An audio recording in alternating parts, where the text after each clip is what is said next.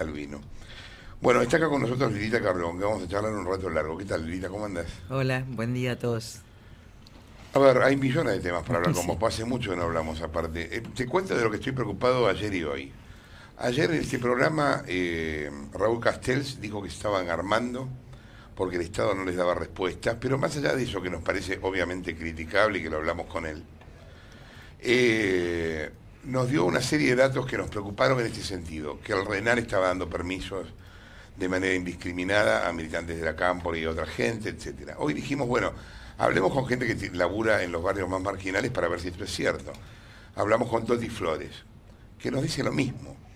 Está habiendo muchas más armas que antes, está habiendo una mano de obra lumpenizada que la política está usando, y se está pasando de la política a la acción directa sin ideología, por una cuestión hasta, si querés, mercenaria. ¿Vos percibís que esto está pasando también? Sí, hace mucho tiempo. En realidad nosotros ya le pedimos hace 3 años el juicio político a Aníbal Fernández, que era entonces ministro de Seguridad y que controlaba el RENAR. Es increíble porque el RENAR va pasando de los lugares donde está Aníbal Fernández. Aníbal Fernández es ministro del Interior y está con el RENAR con él. Pasa, creo que primero está en Seguridad, después pasa a Jefatura de Gabinete. El RENAR sigue a Aníbal Fernández. Ahí estaba Meixner, que ahora es el segundo de la AFA. Ahí trabajaba la Nata. La Nata con doble T. El autor del triple crimen. Porque nosotros le pedimos el juicio político a Aníbal Fernández con motivo del triple crimen, diciendo que esa gente era de Aníbal Fernández y que estaba vinculada al manejo. Entonces, ¿qué decimos con esto? Por un lado RENAR y por el otro lado drogas. Porque está atado. También Aníbal Fernández es el que impidió que salga la ley de precursores químicos, de la ilegalidad de aportación. Entonces, drogas y armas no son cosas distintas. Primera cuestión. Pobreza de chicos jóvenes usados como mano de obra del delito y también de la política es la tercera combinación. ¿En qué villas, en qué lugares esto se está armando hace mucho tiempo? Yo voy a dar el nombre exacto de las villas, porque me parece que no son todas las villas. Segundo, en las villas vive muchísima gente decente que está acorralada por esto, pero el principal lugar de tráfico de armas en la ciudad de Buenos Aires es Zabaleta.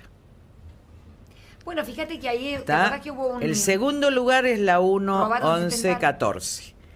En los dos casos hay drogas de todos los tipos, y la venta es absolutamente garantizada por la policía. Los suboficiales de prefectura y gendarmería que entraron a distintas zonas, y de esto podemos hablar del conurbano, acá les acaba de sacar un decreto donde ganan absolutamente en negro todo. Con lo cual hay un nivel. Ahora, lo que está claro es que no se puede seguir arriba. Es decir, la prefectura, la gendarmería, digo, en los niveles bajos, puede ir hasta el que vende en la villa, pero no puede llegar arriba porque arriba está el poder. Entonces esta es una cuestión de poder, y ahí viene Junín. Cuando estas armas circulan garantizadas por el Estado y armados en todos los lugares, Jock Lender en la, ¿cómo se llamaba? El Parque Indoamericano. No. Antes de eso en la... no, en el norte había habido una Ciudad cooperativa. Oculta. Bueno, Ciudad Oculta. Ciudad Oculta es el primer lugar donde se ingresan armas. Nosotros fuimos denunciando, por eso le pedimos el juicio político a Aníbal Fernández, y nadie de la política acompañó esto, ni siquiera esta gravedad. Esto viene hace 6 años. Lo que pasa es que ahora está desmadrado, porque si yo voy por todo arriba, los de abajo también van por todo. Es decir, la política es pedagogía.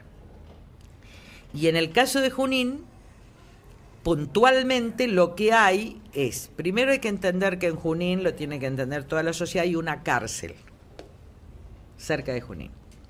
Entonces hay mucha gente que va a visitar, hay mucha gente de distintos lugares, sobre todo del conurbano, que van a visitar, mucha gente de tránsito, que este es un problema de Junín, que la sociedad de Junín está reclamando, porque en general viene gente que no es del pueblo y se va. No quiero decir que esa gente tenga algo que ver, lo que digo es que hay un proceso hace 5 o 6 años donde la cantidad de gente, los lugares donde viven no está controlada. Hay un ex candidato a intendente de la Cámpora, cuyos militantes, muchos de ellos están filmados. Hubo una manifestación pacífica de la sociedad que se corrió y en el medio actuaron gente que tenía claras relaciones con el sector kirchnerista.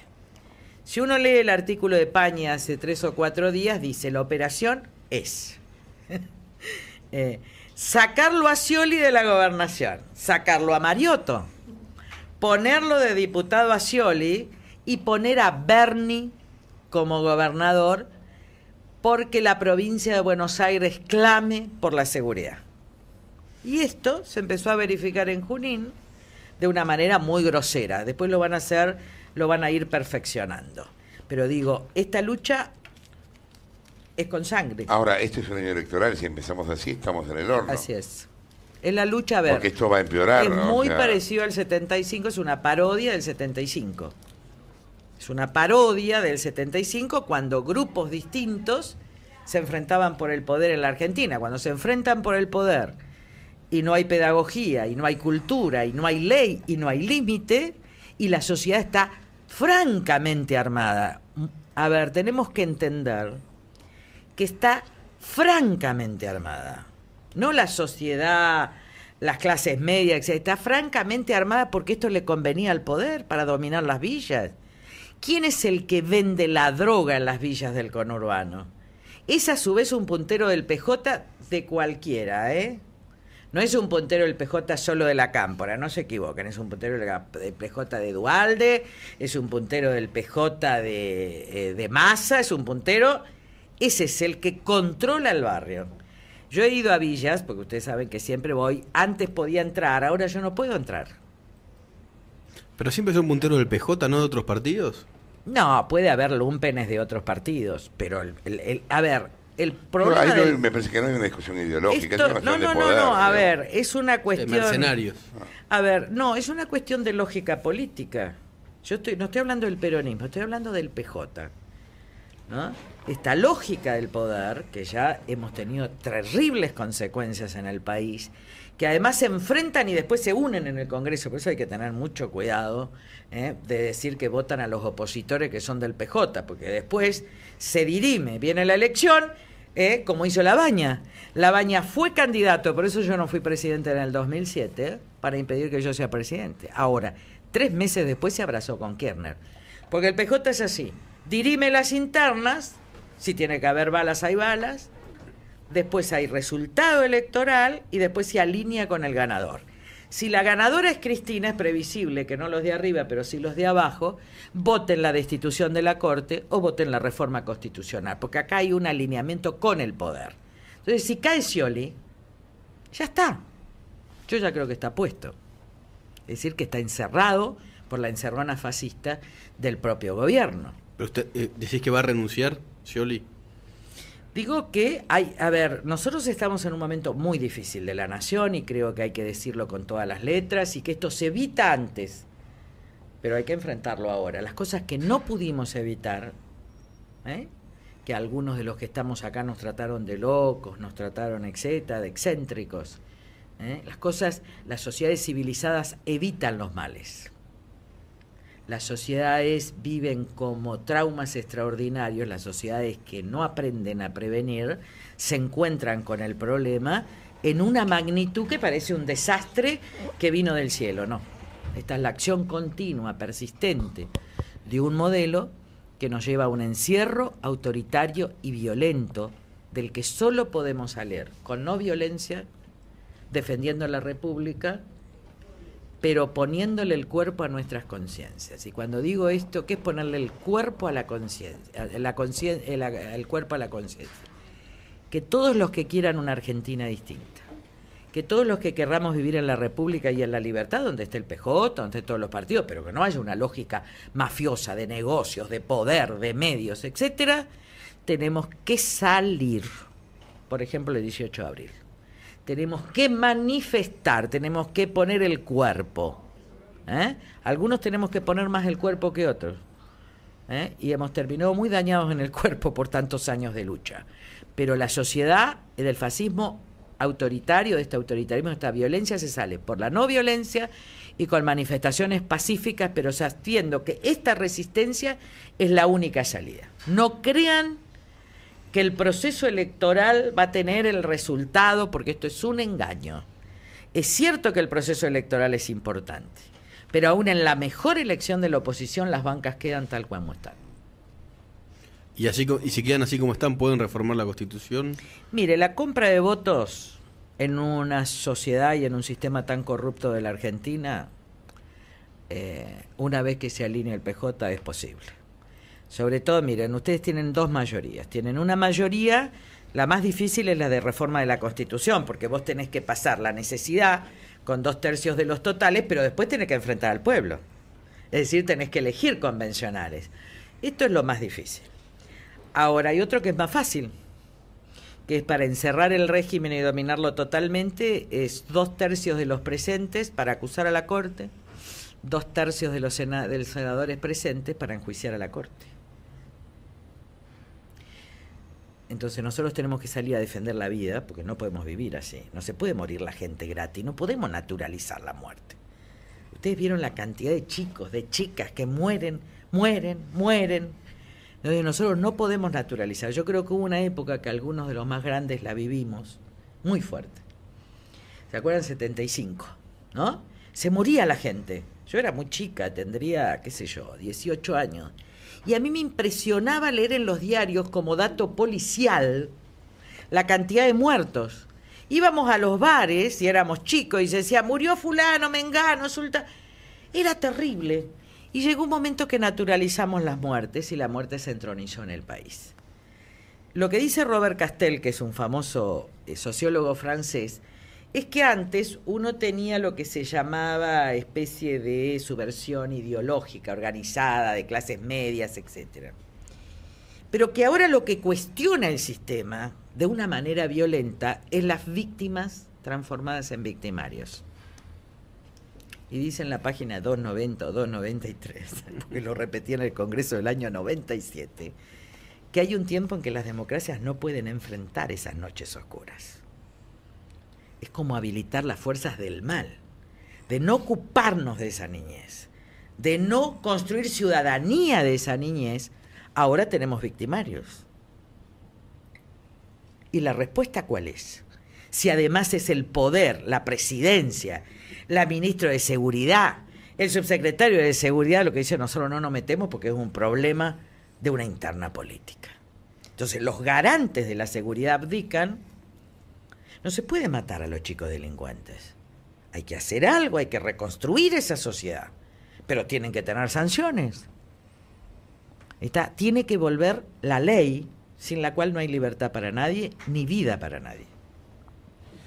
Ahora, Lilita, el tema de que abajo están operando punteros y que esos punteros en general son del peronismo, ¿es algo histórico? Del PJ. Del PJ, bueno, sí.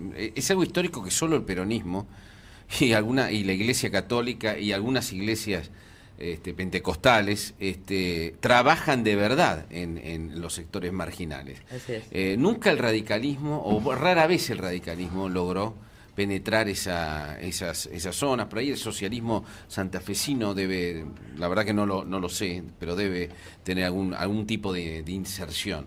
Pero la verdad que parece un grave error político y político y social, que quienes se opusieron siempre al peronismo hayan desatendido, no hayan trabajado en esas áreas. Estoy hablando de política, porque no las ONG sí se meten ahí y de una manera muy, muy leal, ¿no? ¿Por qué? ¿Por qué no? ¿Por qué estos partidos políticos de la oposición no lograron entrar en esos lugares? Mire, no es así en el caso del radicalismo. El radicalismo en los partidos provinciales, en las provincias, tienen el mismo modo de operar del PJ en el conurbano. Es decir, cuando usted gobierna un partido radical en una provincia, recurre al clientelismo político. Y en el caso del socialismo también.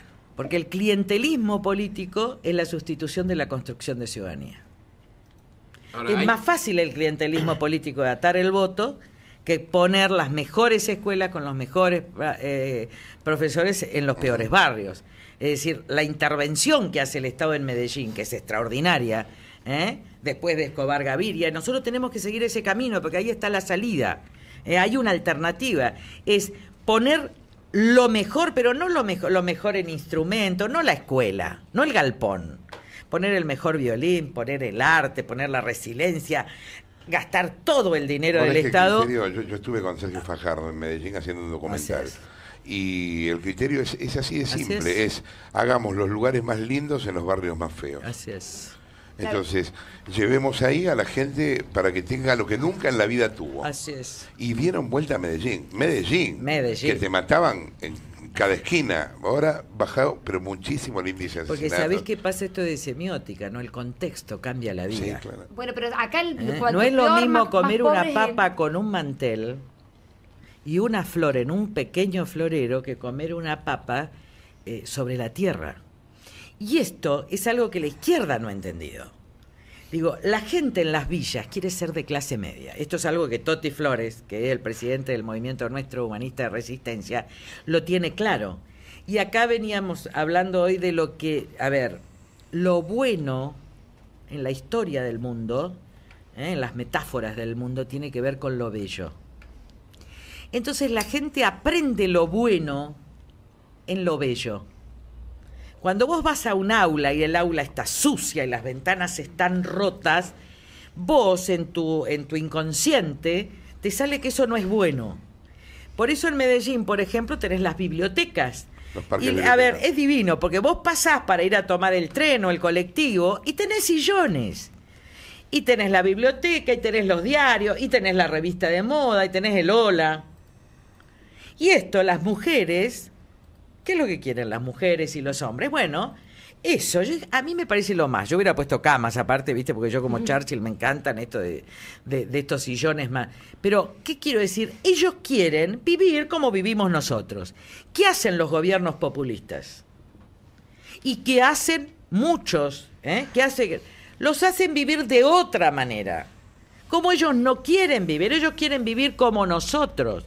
Entonces me parece que la clave es dejar de pobrear a los pobres para hacerlos de clase media, y solo pueden hacer así si cambian el contexto de sus vidas. Y nosotros podemos hacer mucho por eso, pero para eso tenemos que renunciar a que sean dependientes nuestros, a que nos voten en las elecciones. Esa es una decisión política, colectiva, de la nación por hacer nacer y vivir hombres y mujeres libres, que te pelean, que se enojan con vos, que te eliminan, Es algo que a mí me pasa con los cercanos. Bueno, este es el crecimiento. Este es el crecimiento. Ahora, si querés un tipo atado a tus votos, ahora, yo creo que es cierto que el peronismo tiene un sentido más solidario en la villa. Pero creo que también todos los gobiernos provinciales, de cualquier signo político, tienen esa matriz. Han aprendido eso. Lo que nos ha pasado es que Kirchner con esa matriz ha llevado a la matriz nacional. Esa matriz de algunos gobiernos radicales, de conservadores, la ha llevado a un plano nacional. Hemos convertido esta nación, que tendría que ser anfitriona del mundo en la ciudadanía y la república, en una nación cerrada, feudal, de muchos pobres que usan a los pobres. Ustedes no crean que Cristina ama a los pobres, que usan a los pobres. Porque amar a los pobres es justamente no sacarse fotos con ellos, sino es llevarlo a ser ciudadano, no es sacarse fotos con las víctimas.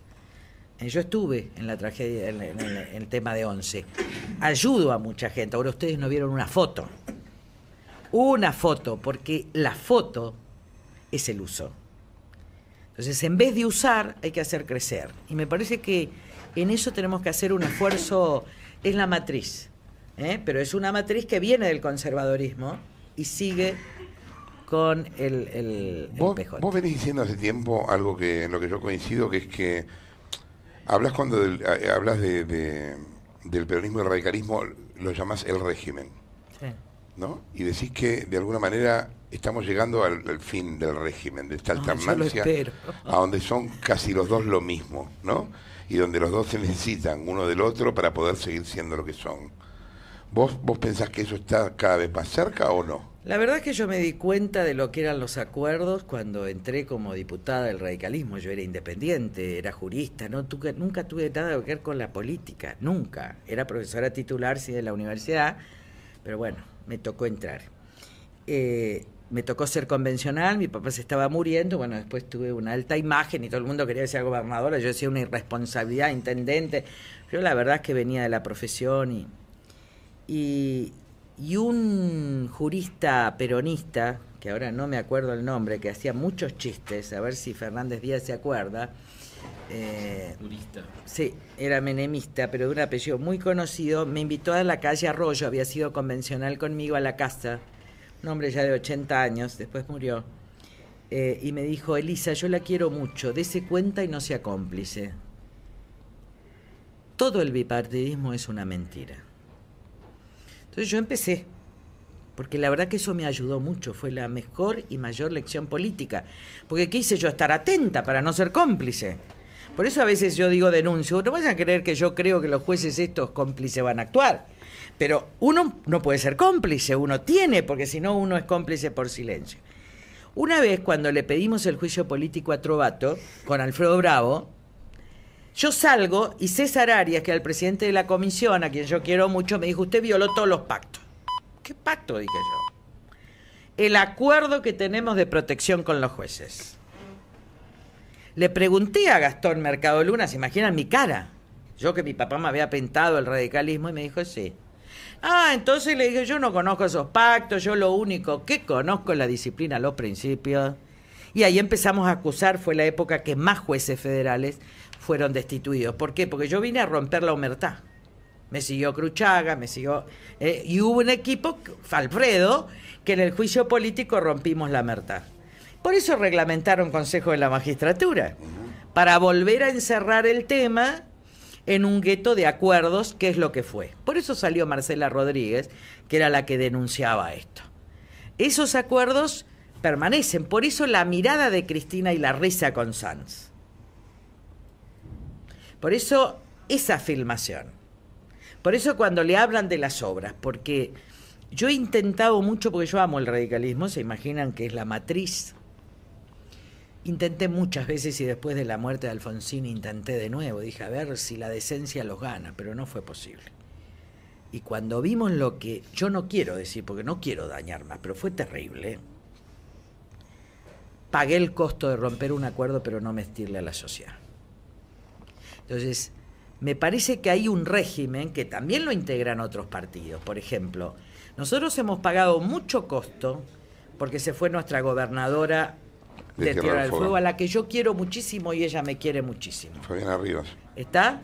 Pero nosotros decidimos que ella no podía estar en el partido si tenía que hacer acuerdos con el kirchnerismo. Entonces acá hay acuerdos muy fuertes con el kirchnerismo en muchas provincias. Que lo funden en la gobernabilidad me parece bien, Santa Fe. Ahora, que digan que son opositores es mentira. Y voy a poner... pecado hacer un acuerdo con el kirchnerismo? No. El tema es que después te condiciona el voto. Voy a poner un ejemplo. El voto a Gil Carbó. Miren, nosotros tuvimos una reunión del partido. Yo tengo que decir la verdad, porque yo me debo a la gente y además estoy como grande, ¿no? Muy grande. Yo fui a la reunión del partido, investigué a Gil Carbó, fui a la Junta Nacional por primera vez, porque era una Junta Nacional donde no era tan bien aceptada en ese momento, etcétera, pero fui a plantear esta cuestión política. Le dije, miren, el kirchnerismo está haciendo este juego, está poniendo a, no sé cómo se llamaba ese impresentable... Reposo, parece vudú, pero son todos parecidos eso. Y le digo, pero el verdadera candidata es Gil Carbó. Ella es la fanática del gobierno, ella es la que apresta contra las cámaras federales en lo civil. Incluso le avisé a algunos periodistas para que le avisen a los dueños de los diarios. Digo, y a uno le dije, bueno, decirle que se joroben. Dije una palabra más fuerte. Ahora, yo fui al partido y le digo, miren, esta es la jugada, esta es esta señora. Le mostré todos los antecedentes, la hija haciendo operación, todo. Ahora, María Eugenia Estensoro pasa al FAP y vota. ella no comete un error, porque ella vota en contra del partido a sabiendas. Yo no le creo a María Eugenia, lo digo con enorme dolor, porque estos errores se pagan. Ella dijo que se arrepintió de ese voto. Sí, bueno, pero a ver, uno se puede arrepentir, pero uno es responsable, porque no basta arrepentirse. El problema es que la oposición podía frenar a Gil Carbó, toda la oposición. Ahora, si este razonamiento era elemental, ¿por qué no era elemental para los radicales? ¿Por qué no era elemental para hombres con sabiduría como Sanz, como Morales? ¿Por qué no era elemental? Si están en la política hace 40 años y yo hace 20. ¿Qué quiero decir? Después es fácil arrepentirse, pero acá hay un error que lo vamos a pagar muy caro, que es el del Gil Carbó. Mucho más caro, porque siempre es preferible un tonto a un fanático inteligente. Bancame un segundo, voy al informativo, estoy atrasado. Son las 3:34, seguimos en un rato, dale. 6:42, estamos charlando con Rita Carrió, que hoy va a presentar, junto a Pino Solanas, diputado de Proyecto Sur, un conjunto de proyectos, y van a encabezar la jornada por la ética pública y contra la impunidad en la Universidad del Museo Social Argentino, ahí en Corrientes 1723, a las 4 de la tarde, ¿no? Va a estar ahí también Despuy, y el fiscal general ante la Cámara Federal de Apelaciones de Tucumán, Antonio Gómez. ¿Qué es esto, una alianza, Lilita? A ver, la sociedad nos pedía un enorme esfuerzo de unidad. Y es obvio que si estamos separados es porque pensamos distintos. Yo soy una humanista, una existencialista cristiana, humanista sin pensamiento ideológico. Y no porque no lo haya tenido a los 20 años, sino porque a lo largo del crecimiento personal, intelectual y espiritual, yo no creo en las ideologías, me parece que son falsificaciones que han llevado a muchas tragedias en la modernidad. Él tiene, Proyecto Sur tiene una línea más ideológica, pero nosotros teníamos que encontrar la unidad en la diferencia. Porque no hay otra unidad. Unidad es en la diferencia. Ni él ni yo vamos a cambiar, somos dos personas que uno puede estar de acuerdo o en desacuerdo, pero somos auténticas. Ni ustedes lo imaginan a él siendo otra cosa, ni me imaginan a mí siendo otra cosa, pero estamos haciendo el esfuerzo. Muchos periodistas decían la vanidad de los candidatos. No, le digo yo, en un segundo dije, no soy candidata a senadora, y él lo mismo. Así que, ahora, nosotros estamos haciendo el esfuerzo de cara a la sociedad. Nos cuesta, claro. Sí pensamos diferentes en algunas cosas donde queremos ir llegando a acuerdos. Ahora llegamos a acuerdo en esto, no hay problema en tema de esencia, en tema de delitos de lesa humanidad para los delitos de corrupción, en temas de justicia. Pero tenemos diferencia, por ejemplo, en política exterior. Yo soy una clara republicana y él tiene aprecio por el régimen chavista. Fue al funeral, sí. ¿Está? Y bueno, él es eso, y yo soy lo otro. Ahora, podemos encontrar, por ejemplo, conversando, esto es un gran esfuerzo, que este no es el modelo que él quiere para la Argentina. Es decir, que él quiere el modelo republicano para la Argentina. Yo abrí un gran debate en Facebook. No estamos de acuerdo en las votaciones en el Congreso. ¿Está? Ahora, este es el esfuerzo. Porque ponerse de acuerdo con los que son igual a vos y piensan igual a vos, esto es fácil. Ahora, Lilita, acá lo difícil en la Argentina es llegar a acuerdos fundantes, republicanos, éticos. Todavía no hay acuerdo. ¿Cómo decidimos hacerlo? Los dos partidos, paso a paso, conversando con la sociedad. En este momento en mi Facebook está abierto el debate todo el fin de semana. ¿Cuáles son las principales objeciones? En realidad, por lo menos acá, la falta de confianza. Fíjense, atento a algunas votaciones. La falta de confianza si se va a votar la reforma, etcétera. Ahora, la sociedad tiene que ver que estamos haciendo el esfuerzo y también la gente tiene que entender que el esfuerzo es muy grande y que demanda un esfuerzo de los liderazgos, pero demanda también un esfuerzo de la sociedad de superar las diferencias, no para dejar de pensar lo que piensa, sino para empezar a acordar por lo menos de qué manera vamos a regular la diversidad. El esfuerzo lo estamos haciendo. Si no se puede, porque yo me debo a mis votantes.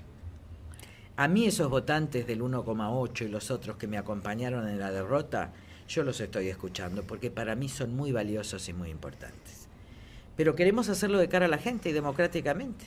Si no se puede, porque la sociedad no lo entiende, no se hará. Si la sociedad lo entiende y lo apoya, se hará.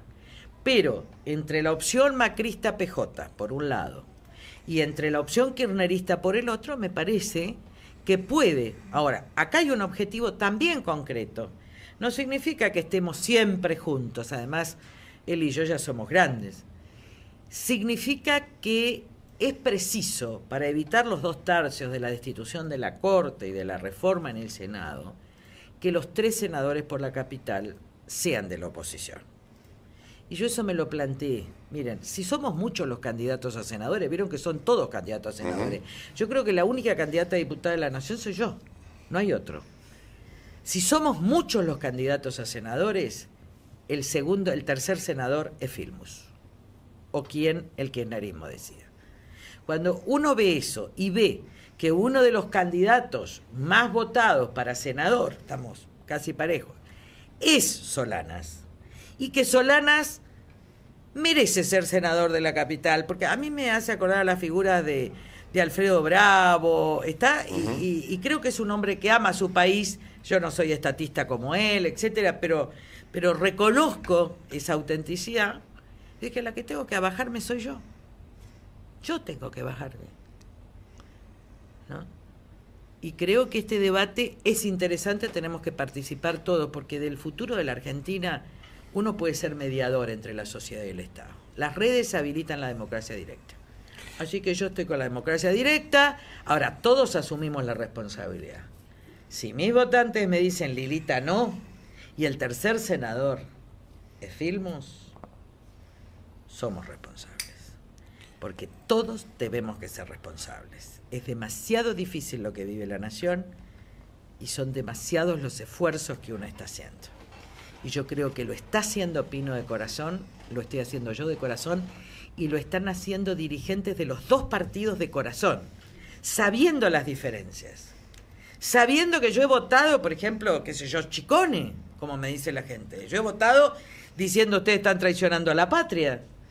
Ahora, ¿qué es lo que ha pasado muchas veces? Que el kirchnerismo te corre por izquierda. Como uno no tiene pensamiento ideológico, la verdad, que como yo les digo en el recinto, a mí no me corren por izquierda los ladrones.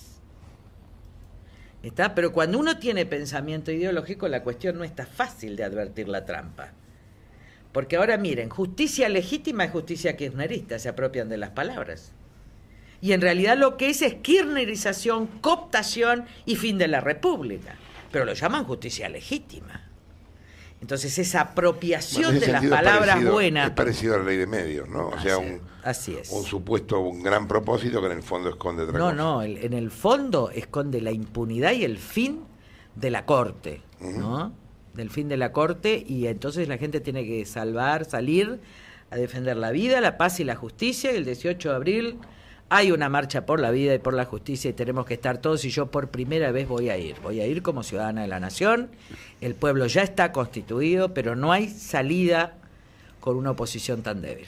Ahora, cuando uno ve, hace un mapeo, digamos, político electoral, uno siente que después del trauma del 2001 se generaron durante 10 años, 12 en realidad, pero tomando a la década kirchnerista, que ellos dicen que es la década ganada, nota que la soja, el viento de cola, es decir, un montón de factores económicos, más una gestión que no la malogró, no chocó el barco, digamos, generaron una situación de cierta estabilidad de la Argentina. Y lo que siente cuando uno ve las encuestas es un gran malestar frente a determinados gestos de gobierno, ¿no? Entonces, daría la impresión de que una gran mayoría de los argentinos estarían dispuestos a cambiar solo si se cambian determinados métodos. Y no se cambia absolutamente todo, es decir, se cambia copernicanamente lo que ocurrió en este país. Es por eso que Scioli se mantiene en la cumbre de las encuestas en este momento, porque él sería una especie de continuidad y de ruptura. al mismo tiempo. Estoy haciendo una lectura sociológica de la política, no estoy diciendo que está bien ni que está mal, ¿no? ¿Yo le puedo decir lo que yo pienso? Sí, eso es lo que te quería preguntar. A mí frente a me esto. parece increíble que la nada tenga tantos votos, que la indignidad y la obsecuencia tengan tantos votos, porque eso se parece a nosotros entonces. ¿Por qué lo votamos? Miren, yo a Daniel lo quiero. Ahora, esa indignidad, esa entrega de esa provincia, y todo para parecer pues buenito. Ahora, yo se los digo de corazón. Este es un problema de los argentinos, no de Scioli.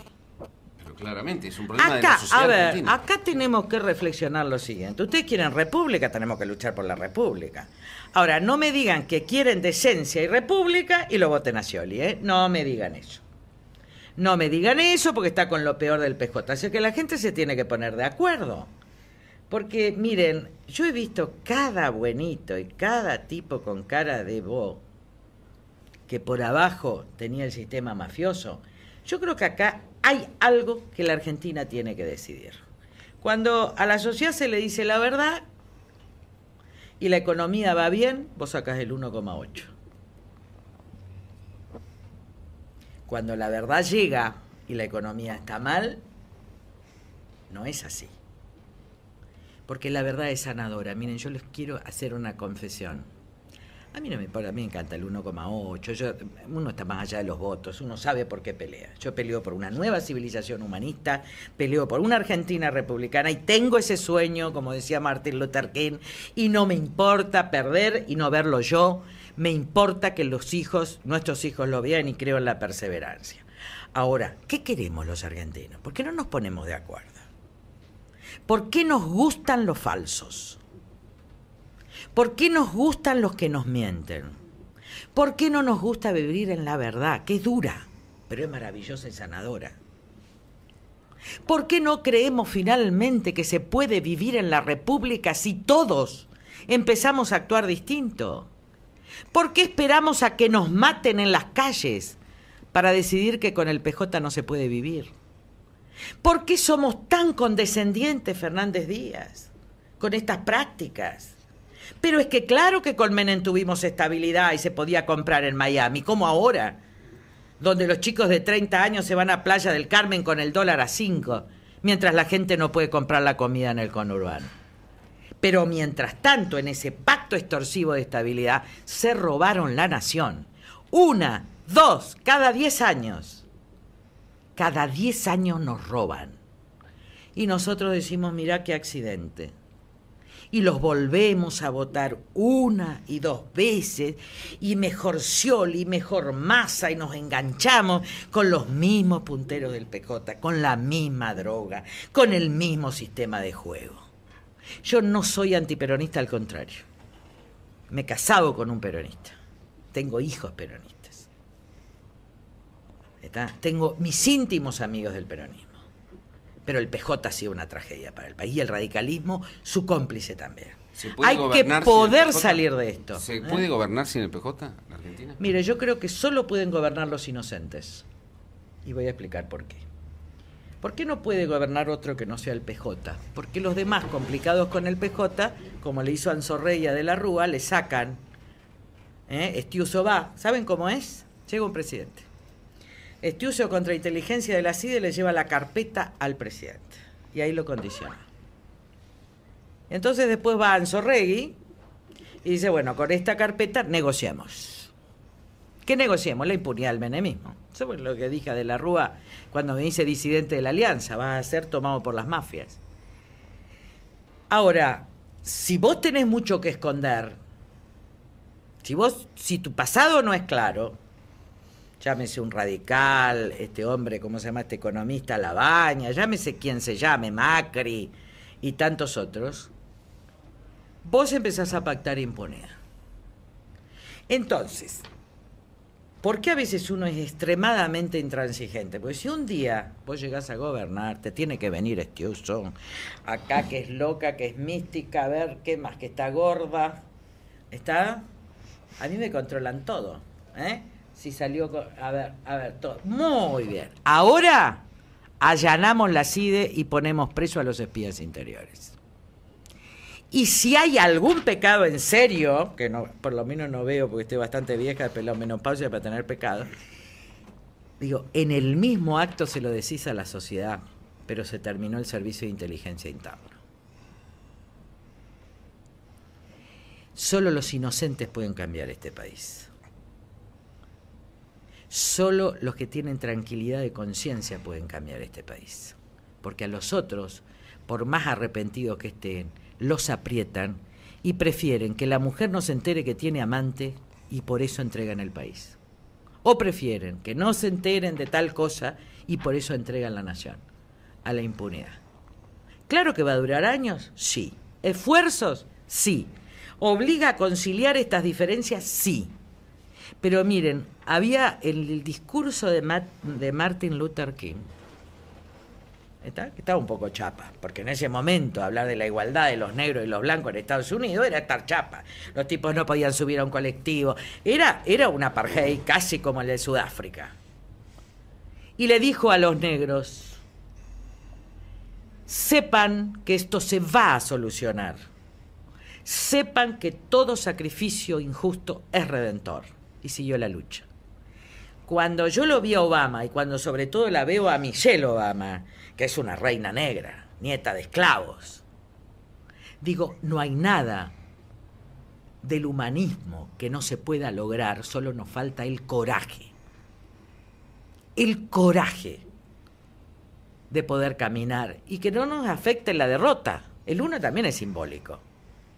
Un día me dijo Alfredo Bravo, yo lo voy a contar porque yo lloraba, yo votaba en contra de la alianza, pero lloraba, porque era una leprosa, chicos, no se acercaba ni Mario Negri, que es mi íntimo amigo. Nadie, solo Alfredo. Y teníamos que votar de nuevo en contra. ¿Se imaginan ustedes? Ya habíamos votado, ya voté, empecé votando en contra y le dije, no vamos a ser cómplices, Alfredo.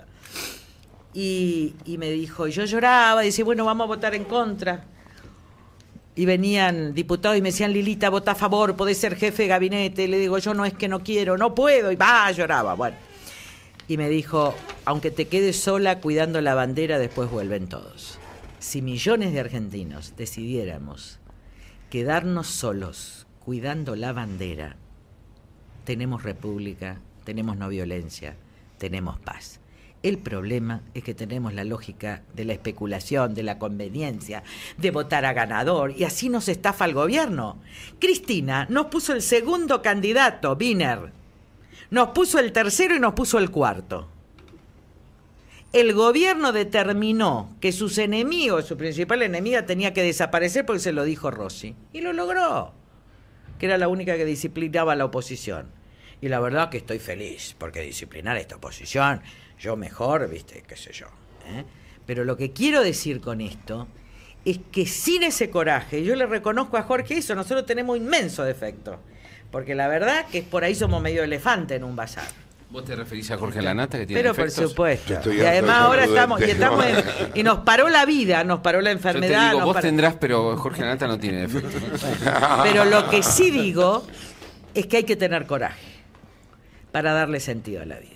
Que sin coraje la vida es nada. Alábame, odia, me decían en el Yiddish, pero no seas indiferente. Así que bueno, eso es. No sé qué dije, pero está bien. Gracias por haber estado acá, Lilita. ¿Puedo hacer un avisito? Dale. El jueves hay un desayuno del Instituto Ana Arendt. Ajá. Busquen, es Malestar de la Política, es un homenaje a Juan José Sebrelli.